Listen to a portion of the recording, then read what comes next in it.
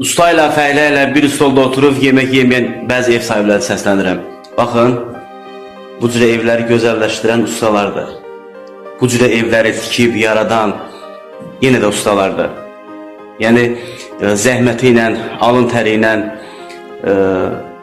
gecə demir, gündüz demir, isti demir, soyuq demir, işləyir, əli qabar-qabar olan yenə ustalardır. Əlinin zəhmətini pul qazanan yenə ustalardır. Ona görə ustalara dəyər vermək lazımdır.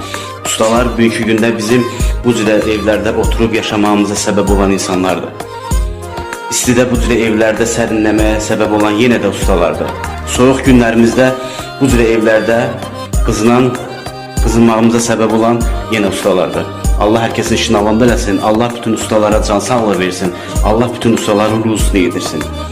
Allah işinizi avan eləsin. İnşallah bu səsi də trend edərsiniz, paylaşarsınız.